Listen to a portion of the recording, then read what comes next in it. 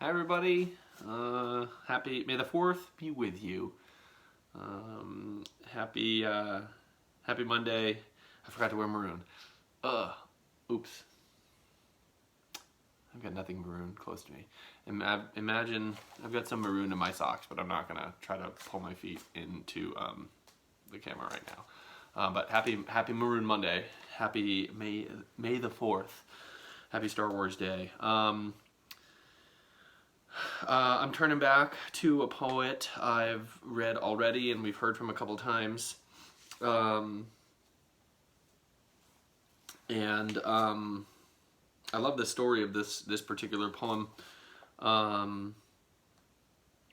It's coming. We know that Tracy K. Smith likes to write about space and David Bowie and things like that, and that's both of those things are just so rad, just so cool.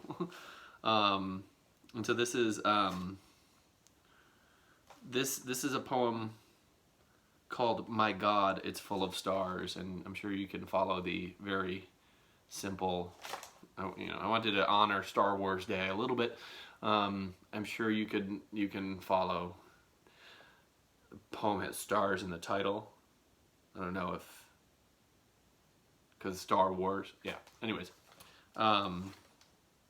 and this the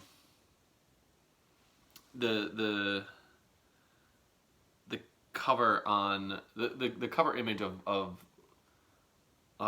life on Mars is a picture produced by the Hubble telescope, which I believe her father worked on, and that's what the poem suggests. That's what I'm fairly certain is true, and it's really cool. It's really cool to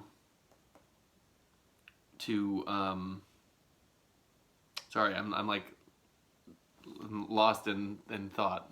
My head must be in a galaxy far away. It's really cool that the title of this poem alludes to Arthur C. Clarke, to whom I referred with the Bradbury poem last weekend. He's famous for writing 2001: A Space Odyssey, and also it's just really cool. It's a really cool poem, and it's a longer one, so I apologize for taking up your time literally saying nothing. I'm gonna read the poem, and it's just a wonderful collection of different angles on space and philosophy and life. And this poem is by Tracy K. Smith, and it's called "My God, It's Full of Stars." 1. We like to think of it as parallel to what we know, only bigger. One man against the authorities, or one man against a city of zombies. One man who is not, in fact, a man, sent to understand the caravan of men now chasing him like red ants let loose down the pants of America. Man on the run. Man with a ship to catch, a payload to drop.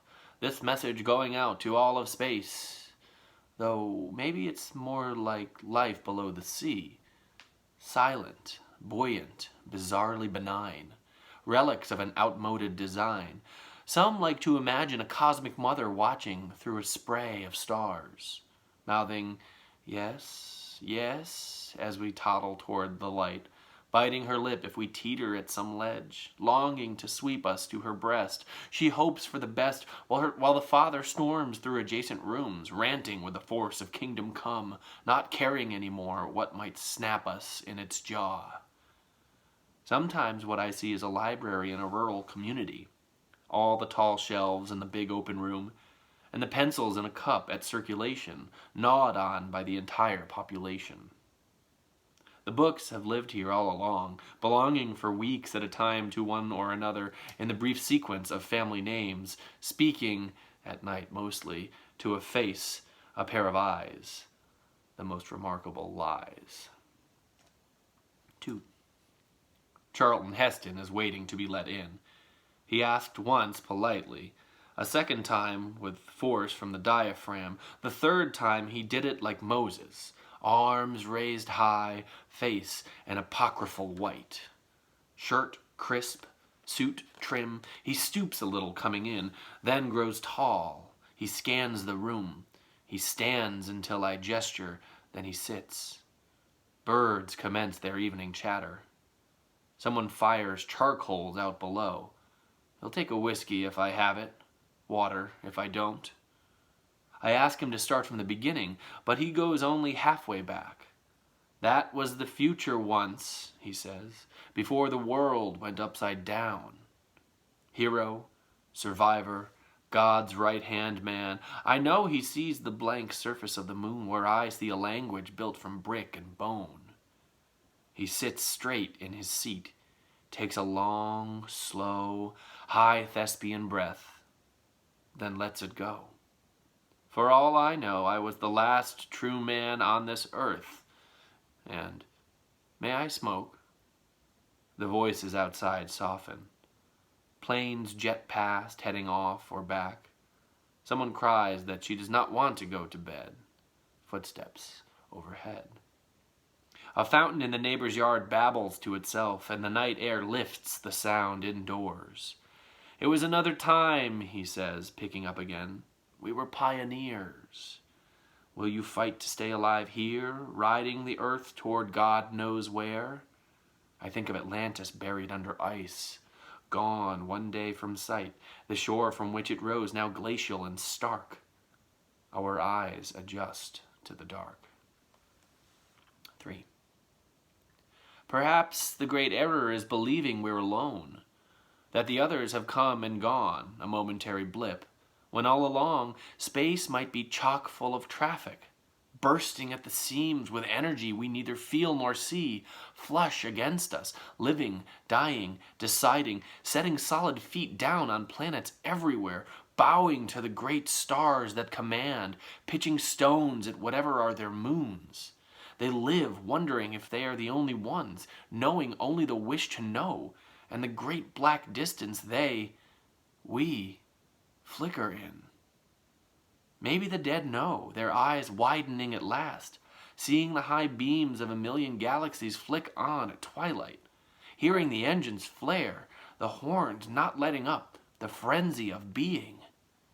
I want it to be one notch below Bedlam, like a radio without a dial, wide open so everything floods in at once, and sealed tight so nothing escapes, not even time, which should curl in on itself and loop around like smoke, so that I might be sitting now beside my father as he raises a lit match to the bowl of his pipe for the first time in the winter of 1959. 4.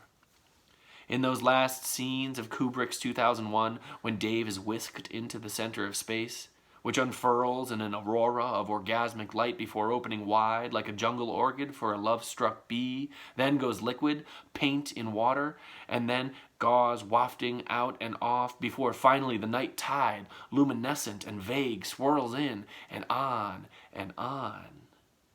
In those last scenes, as he floats above Jupiter's vast canyons and seas, over the lava-strewn plains and mountains packed in ice, that whole time he doesn't blink. In his little ship, blind to what he rides, whisked across the wide screen of unparceled time, who knows what blazes through his mind? Is it still his life he moves through, or does that end at the end of what he can name? On set, it's shot after shot till Kubrick is happy. Then the costumes go back on their racks, and the great gleaming set goes black. 5.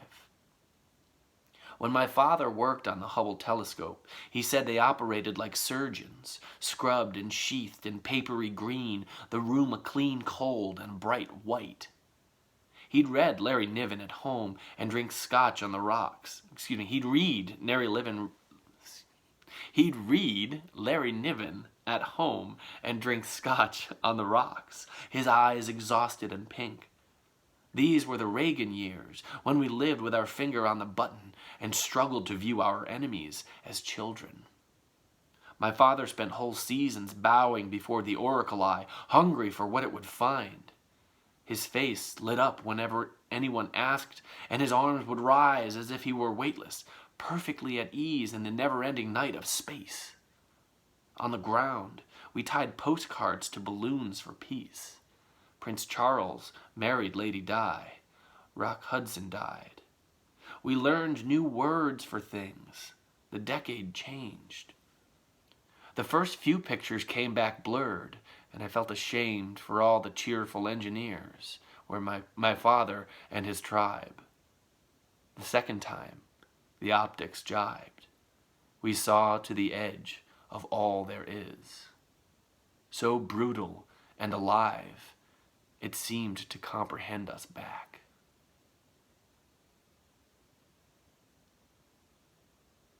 It's so cool.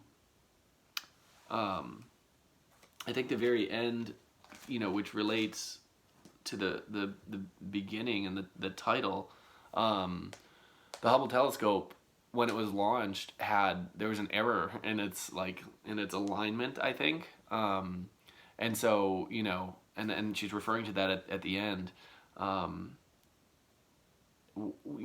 The images that were coming back were blurry, and it took I think 4 years. I think it was 1994 when astronauts were finally able to correct it and realign this super famous, literally it's an interstellar telescope, right? Looking into the universe. And once they corrected it, I just love that idea of when we get to the end of this poem and the new images, once the telescope is corrected, come back. My God, it's full of stars. It almost gives me the chills. So, thank you for listening. I apologize again for being scatterbrained at the beginning of this process. Today, happy Star Wars Day. May the Force be with you, and may the Fourth be with you always. We will see you again tomorrow for another edition of the Poem of the Day. Take care of yourselves, everybody. Bye-bye.